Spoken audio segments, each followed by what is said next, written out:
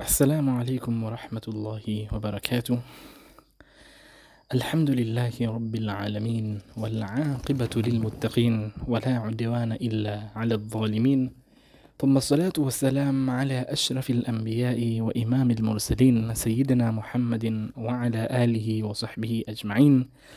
Ndugu yangu Muislam, karibu tena katika tadhkira ya Ramadhani nafasi ya pili. Na leo tutakuwa tukiangazia moja katika mazingatio tunayoyapata katika Qur'ani katika juzuu ya pili. Jana tulitizama juzuu ya kwanza katika sehemu iliyopita. Juzuu ya pili nayo inasalia na surati al-Baqara kuanzia aya namba 142 mpaka aya namba 252. Aya tutakayozungumzia hivi leo ni pale Mwenyezi Mungu anaposema, A'udhu billahi minash shaitanir rajim. Anasema Allah subhanahu wa ta'ala, ya ayyuhalladhina amanu ista'inu bis-sabri was-salah inna Allaha ma'as sabirin. Katika aya namba 153 Allah subhanahu wa ta'ala anasema, enyi mlioamini, ista'inu bis-sabri was-salah, takieni msaada kwa subira na sala. Inna Allaha ma'as sabirin, kwani hakika bila shaka yoyote Allah subhanahu wa ta'ala yuko pamoja na wanaosubiri. Hivi leo tutazungumzia jambo zima la sabr, yani subira. Subra katika Uislamu wanazuoni wanatuambia, ukisoma tafsiri ya Imam Ibn Kathir rahimahullah, imegawanyika katika nafasi tatu. Kuna subra katika kuepuka na kuachana na maovu, hii ni subra ya aina ya kwanza. Lakini kuna subra ya kufanya khairi, subra katika kufanya matendo ya khairati ambayo Mwenyezi Mungu Subhanahu wa Ta'ala anayapenda na kuyaridhia. Lakini kuna subra katika mitihani na changamoto mtu anazoweza kuzipitia. Hizi ndio aina tatu za subra. Ukiangalia subra aina ya kwanza na ya pili, yani subra katika kuyaepuka na kuachana na mambo machafu na maovu, lakini subra katika kuyaendea mambo ya khairati, mambo ambayo anayapenda Mwenyezi Mungu na kuyaridhia. Mwenyezi Mungu Subhanahu wa Ta'ala anatuonyesha katika surati Luqman katika aya nambari 17, pale Luqman alipokuwa anamuhusia kijana wake, anamwambia, ya bunayya aqimis salata wa'mur bil ma'rufi wanha 'anil munkar wasbir 'ala ma asabak inna dhalika lamin 'azmin umur. Luqman anamwambia kijana wake, ya bunayya aqimis salah, ewe kijana wangu, ewe mwanangu, simamisha swala. Wa'mur bil ma'rufi, lakini amrisha mambo mema, wanha 'anil munkar, na ukataze mambo maovu.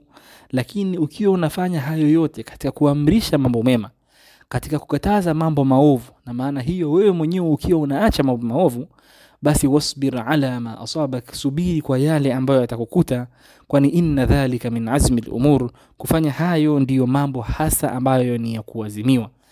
Hayo ndiyo mambo ambayo mtu anapasa kuazimia, kuwa na subra, hasa pia pale anapokuwa anajizuia na mambo machafu au mambo maovu.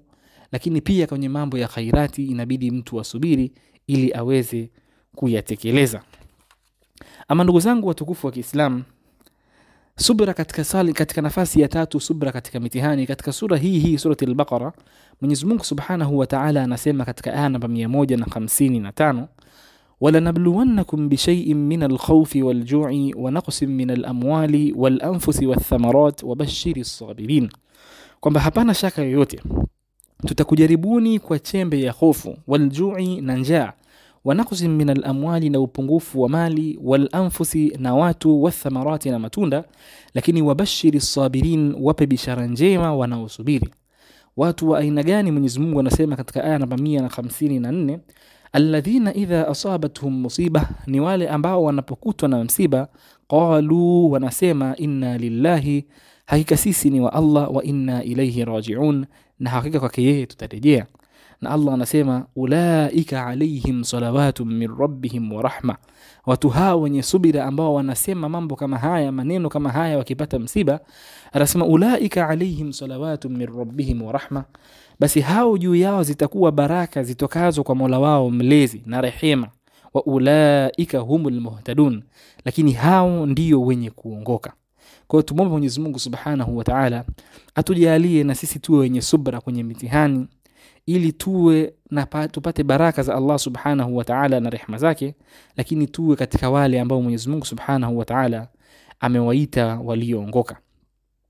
Nimalizie na hadithi ya Mtume sallallahu alayhi wasallam. Pale Mtume sallallahu alayhi wasallam anaposema kwamba ni ajabu mno hali ya muumini, kwamba hakuti na jambo lolote isipokuwa inakuwa ni kheri kwake yeye.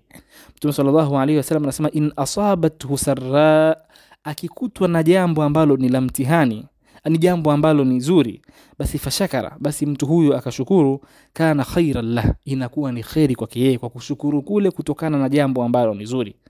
Lakini wa in asabathu darra, lakini akikutwa na dhara, na jambo baya, jambo lenye kusikitisha, basi fasabara, na akasubiri, kana khairan lahu, pia inakuwa ni kheri kwake yeye vile vile.